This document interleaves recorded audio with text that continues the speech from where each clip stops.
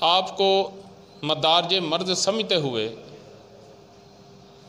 उसको मदारज अदविया के मुताबिक, मदारज मर्ज के मुताबिक उस दर्जे की उसको दवाई देनी है और उसी दर्जे की उसको खुराक देनी है। फ़र्ज़ करें आपने दवाई तो मुलय्यन और मूसल दे दी, लेकिन खुराक हाबस और काबज़ दे दी, तो फिर मामला जो है वह बिगड़ जाएगा।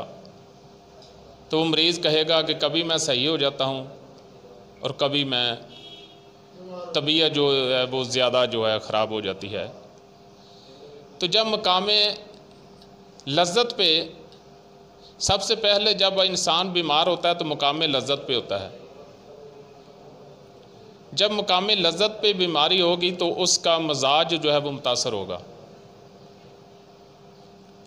लज़्ज़त के बाद फिर हबस आ जाएगा, फिर उसके अखलात मुतासर होना शुरू हो जाएंगे।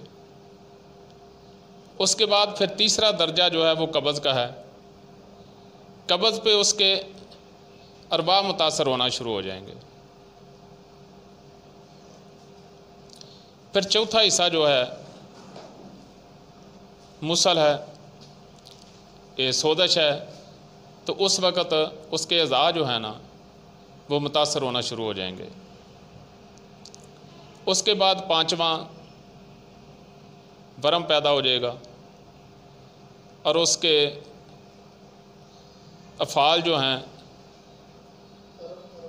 नहीं, उसके अरवा जो हैं वो मुतासर होंगे। और छठे एंड पे जब ज़ोफ़ हो जाएगा तो उसके अफ़ाल जो हैं मुतासर हो जाएंगे। तो इसी तरह जब मकामे लज़्ज़त पे बीमारी है तो उसको हम मुहर्रक देंगे, और जब हबस पे चले जाएंगे तो हम उसको शदीद देंगे।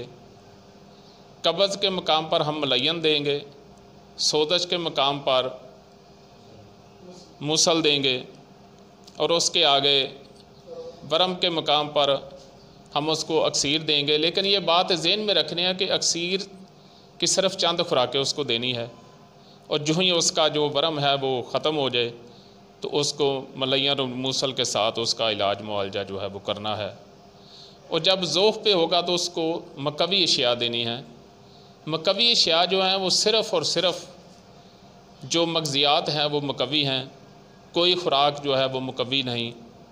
आप किसी भी सालन को अगर उसको आग में भूनते हैं तो वो मुहर्रक है। अगर आप वो कढ़ाई गोश्त जैसे बनते हैं इस तरह आप पका लेते हैं तो वो शदीद होगा। जब उसमें आप शोरबा करेंगे वो तो मुलय्यन होगा, और जब उसको बिल्कुल उसका एक रसूब की शक्ल बना लेंगे तो वो मूसल के दर्जे पे होगा। कोई भी खुराक जो है वो मुकवी नहीं, मुकवी सिर्फ़ और सिर्फ मग़ज़ियात हैं। ये बात जहन में रखनी है। और ताकत को बहाल करने के लिए मग़ज़ियात ज़रूरी हैं, लेकिन किसी भी बीमारी का इलाज करने के लिए उसके मदारज मर्ज़ को समझना जो है और असबाब ममरज़ा को समझना जो है वो इंतहाई ज़रूरी है। वमा अलैना इल्लल बलाग।